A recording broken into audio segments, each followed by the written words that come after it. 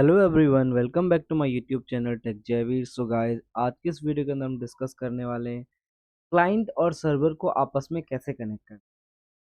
आपने देखा होगा लास्ट वीडियो के अंदर हमने कवर किया था कि एडीडीएस कैसे इंस्टॉल करना है। क्लियर है?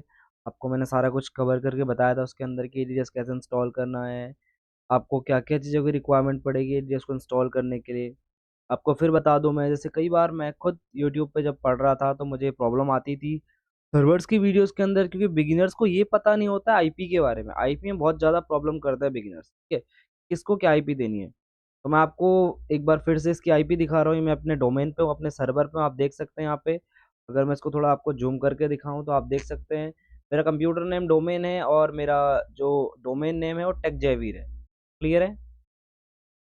ये मैंने खुद से रखा हुआ है यहाँ पे। इसके अलावा बता दूं आपको, जो मैंने आईपी दी, आपको आईपी दिखा दूं मैं सर्वर में मैंने क्या आईपी दिया। देखो, ईथरनेट 0, उसका नाम यहाँ पे टेकजेवियर आ रहा है। ठीक है, सर्वर के अडेप्टर पे क्या होगा, आपका डोमेन का नेम आएगा। क्लियर है? एंड आपको डिटेल्स में मैं यहाँ पे दिखा दूं आपके सर्वर के अंदर आईपी क्या है। आप देख सकते हैं सर्वर के अंदर आपको आईपी मिली है 10 का 1। ठीक है, और उसका जो मैंने गेटवे दिया 10 का 10, एंड जो उसका पीडीएनएस है वो मैंने 10 का 1 दिया, यानी 10.0.0.1। ठीक है, इतना आपको देखना है। एंड हम चलते हैं क्लाइंट मशीन के ऊपर। क्लाइंट मशीन पे मैं आपको आईपी दिखा दूं कि मैंने आईपी क्या दी है। तो विंडो आर करता हूँ यहाँ पे, ncpa.cpl ये कमांड है जिसके थ्रू मैं क्या करता हूँ, अपना नेटवर्क एडेप्टर चेक कर लेता हूँ। डबल क्लिक करता हूँ इसके ऊपर और डिटेल्स पे क्लिक कर देता हूँ। एंड आपको यहाँ पे थोड़ा सा जूम करके दिखा देता हूँ इसको। तो यहाँ पे आईपी क्या है, 10 का 2 है, और मैंने यहाँ पे पीडीएनएस के अंदर यानी अपने डीएनएस के अंदर किसकी आईपी दी, अपने सर्वर की आईपी दी है। क्लियर है? तो चलते हैं सर्वर के ऊपर। सबसे पहले क्या करना है आपको, यहाँ पे सर्वर के ऊपर जाके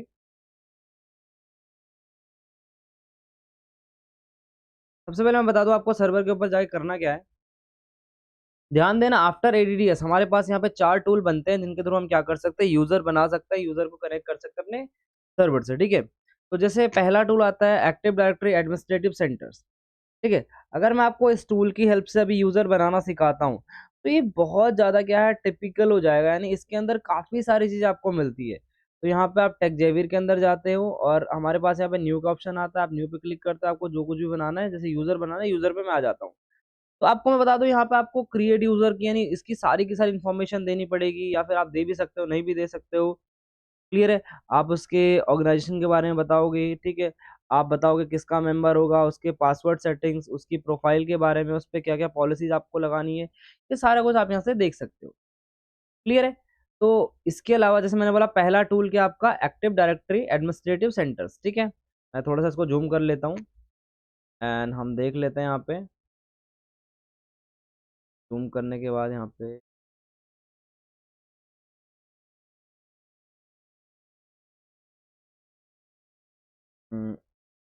तो मैं टूल पे क्लिक कर लेता हूँ नाउ।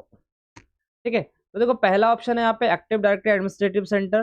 दूसरा हमारे पास active directory domain and trust. तीसरा हमारे पास active directory site and services. चौथा हमारे पास active directory user and computers.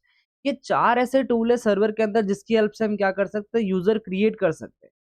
Clear है? तो इन सब में से जो सबसे इजी है वो आपका ये वाला ऑप्शन आता है, active directory user and computers. तो हम इसके थ्रू क्या करते हैं, यूजर क्रिएट कर लेते हैं। तो आपको एंटर कर देना है यहाँ पे। जैसे आप यहाँ पे एंटर करोगे तो आपको एक विजार्ड ओपन होकर मिलेगा। ठीक है, जिसके ऊपर लिखा होगा आपका एक्टिव डायरेक्टरी डोमेन सर्विस। ठीक है, अभी मैं आपको यहाँ पे दिखा दूं आपको करना क्या है। यहाँ पे आपके पास यहाँ पे आपका डोमेन नेम आएगा, उसके आगे सर्वर का लोगो बना होगा। आपको उसे क्या करना है, यहाँ पे क्लिक कर देना है। एंड देखो हमारे पास यहाँ पे इसके अंदर क्या होगा, जो बिल्ड फंक्शन है इसके सारे के सारे आपको दिख गए। अब ध्यान देना, हम क्या कर सकते हैं, टेक जेवियर के अंदर भी यूजर्स बना सकते हैं। ठीक है, आप यूजर पे राइट क्लिक करके भी यूजर बना सकते हो। तो ये सारी चीजें मैं आपको आगे बताऊंगा। जैसे मैंने यहाँ राइट क्लिक किया, ठीक है, यहाँ पे न्यू का ऑप्शन किया मैंने।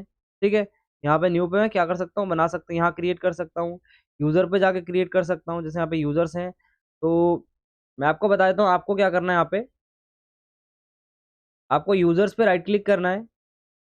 ठीक है, न्यू पे क्लिक करना है और आपको यहाँ पे क्या करना है, यूजर क्रिएट कर देना। आप ये सारी चीजें यहाँ पे बना सकते हो। तो ये सारी चीजें होती क्या है मैं आपको बता दूंगा बाद में। ठीक है, तो आप देख सकते हैं यहाँ पे हमारे पास क्या है, यूजर्स का ऑप्शन आया। ठीक है, आपको यहाँ पे क्या करना है, एंटर कर देना है। जैसे आप यूजर्स पे एंटर करोगे तो आपके पास फिर से एक विजार्ड ओपन होगा, एक पेज ओपन होगा। जिसके अंदर क्या दोगे आप, यूजर की इन्फॉर्मेशन दोगे, जैसे फर्स्ट नेम उसका, लास्ट नेम उसका, ठीक है, फुल नेम क्या आप देना चाहते हो, क्लियर है, उसका लॉग ऑन नेम क्या होगा जब आप उसे लॉग इन करोगे, ठीक है, फुल यूजर नेम क्या होगा उसका, सारा कुछ आप यहाँ से सेटअप करोगे। तो मैं इसका यूजर नेम देना चाह रहा हूँ यहाँ पे जयवीर, क्लियर है, एंड लास्ट नेम में कुछ भी नहीं दे रहा हूँ इसको, और फुल नेम भी मैं यहाँ पे जयवीर रख रहा हूँ। लॉगिन नेम मैं यहाँ पे रखूंगा J1, यानी J1 से मैं क्या करूंगा, इसे लॉगिन करूंगा, J1, ध्यान देना मेरी बात को यहाँ पे, ठीक है, मुझे यहाँ पे नेक्स्ट कर देना है। देन हमारे पास यहाँ पे 4 टाइप की पॉलिसी आती है, ठीक है। देखो पहली चीज क्या, user must change password at next login, यानी जब भी यूजर क्या करेगा, लॉगिन करेगा, तो उसमें क्या होगा, यानी फर्स्ट टाइम जब यूजर लॉगिन करेगा तो उसमें क्या करना पड़ेगा, यूजर को पासवर्ड चेंज करना पड़ेगा। यानी फॉर एग्जांपल आपके मैनेजर ने आपका पासवर्ड सेट कर दिया है, एंड उसके बाद उसने बोला कि वो वहाँ पे एक पॉलिसी लगा देंगे कि जैसे ही आप उसे लॉगिन करो यूजर को, आप ऑटोमेटिक आपके पास परमिशन होगी, आप अपना पासवर्ड चेंज कर सको। तो उस केस में क्या होगा कि मैनेजर को आपके पासवर्ड के बारे में पता नहीं होगा, ठीक है, आपके पास क्या होगा, आपका पासवर्ड होगा, क्लियर है। बाद में सिखाऊंगा कि पासवर्ड आप चेंज भी कैसे कर सकते हो।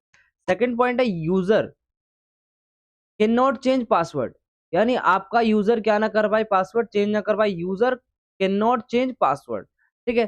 तीसरा ऑप्शन है पासवर्ड नेवर एक्सपायर, चौथा है अकाउंट इज डिसेबल, ठीक है। तो आपको क्या करना है, यहाँ पे इस ऑप्शन को अनचेक कर देना है।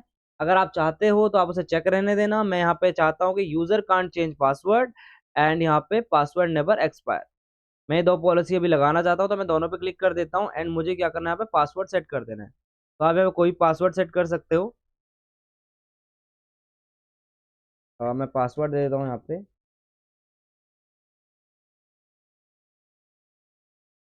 क्लियर है। देन मैं यहाँ नेक्स्ट कर देता हूँ, और ये मेरा यूजर यहाँ पे बना दिया, क्लियर है। तो अभी मैंने इतना काम किया अपने किस पे, सर्वर मशीन के ऊपर, मैंने सर्वर मशीन के अंदर क्या किया, अपना यूजर क्रिएट कर दिया। अब मुझे इसी यूजर को क्या करना है, लॉगिन करना है किस पे, क्लाइंट मशीन। ध्यान देना, फॉर एग्जांपल मुझे यहाँ पे क्लाइंट मशीन पे यूजर लॉगिन करना है अपना, तो मैं क्या करूंगा, अपना पासवर्ड, यानी जो मैंने आईडी और पासवर्ड क्रिएट किया अभी, उसको मैं शेयर कर दूंगा अपने किसको, यूजर को। मैं कहूंगा भाई अपनी मशीन को क्या करो, आप डोमेन के अंदर डाल दो। मैं आपको दिखा दूं यहाँ पे, बाय डिफॉल्ट जो हमारा कंप्यूटर होता है वो आपका डोमेन के अंदर नहीं होता। आपको कैसे चेक करना है, दिस पीसी पे राइट क्लिक करना है, प्रॉपर्टीज पे जाना है, प्रॉपर्टीज जाने के बाद आपको क्या करना है, चेंज सेटिंग पे क्लिक करना है। चेंज सेटिंग पे क्लिक करने के बाद आप क्या करोगे, यहाँ पे चेंज पे क्लिक करोगे। तो देखो बाय डिफॉल्ट जो सिस्टम होता है आपका किसके अंदर होता है, वर्क ग्रुप के अंदर होता है, डोमेन के अंदर नहीं होता है। हम इसे क्या करेंगे भी, डोमेन में कन्वर्ट करेंगे, ठीक है। तो ये था इसको एक्सेस करने का तरीका। दूसरा तरीका आपको बताता हूं मैं, आप इजिली भी इसे भी एक्सेस कर सकते हो। आपको करना है यहाँ पे विंडो आर, यहाँ पे लिखना है आपको sys.dm.cpl, क्लियर है। आप सीधा इस विजार्ड के अंदर पहुंच जाओगे, ठीक है। sys.dm.cpl मैं आपको दिखा दूं, विंडो आर मैंने यहाँ पे कमांड क्या चलाई है, sys.dm.cpl, क्लियर है। आपको क्या करना है, यहाँ पे चेंज पे क्लिक करना है। अब यहाँ पे डोमेन पे क्लिक कर देना। डोमेन के अंदर आपको क्या करना है, जो डोमेन नेम मेरा है वो यहाँ पे रखना है। मेरा डोमेन नेम क्या, यहाँ पे टेकजेवी, ठीक है। तो मैं यहाँ पे क्या करूँगा, अपना डोमेन नेम डाल दूंगा।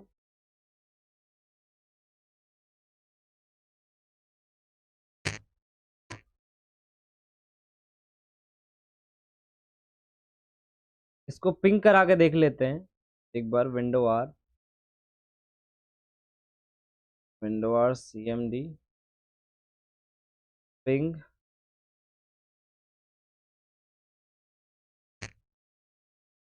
ये सर्वर से पिंग नहीं हो रहा है यहाँ पे, इसीलिए मुझे प्रॉब्लम आ रही थी, ठीक है। तो सर्वर से पिंग क्यों नहीं हो रहा है यहाँ पे, नेटवर्क एडेप्टर इसका चेक कर लेते हैं सबसे पहले।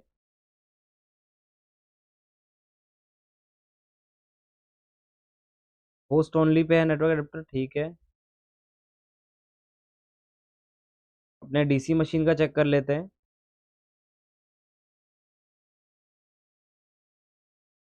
इसका नेट पे है, ठीक है। तो आपको क्या करना है, अपना नेटवर्क एडेप्टर चेक कर लेना है, ठीक है। तो ये होस्ट ओनली पे है,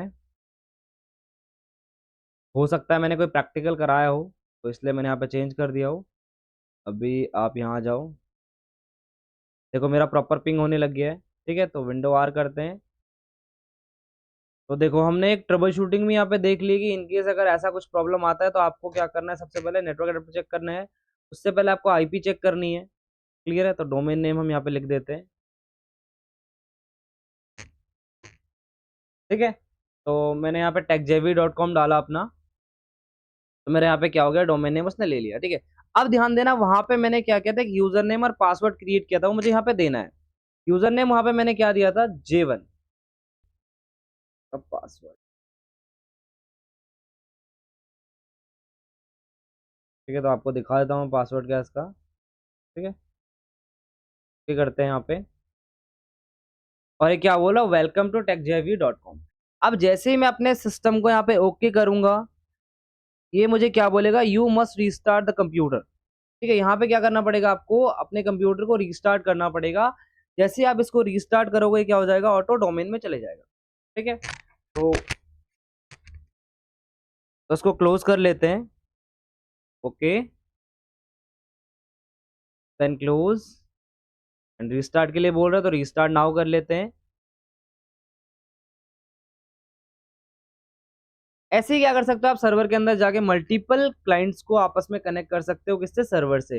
यानी हम क्या कर सकते हैं, डीसी मशीन के अंदर अपने डोमेन कंट्रोलर के अंदर यहाँ पे क्या कर सकते हैं, मल्टीपल यूजर्स बना सकते हैं। क्लियर है, ये सारे के सारे यूजर बाय डिफॉल्ट बने, इसमें से हमने सिर्फ एक यूजर बनाया जिसका नाम है जयवीर। क्लियर है, तो चलते हैं अपने क्लाइंट मशीन के अंदर उसको लॉगिन करने के लिए।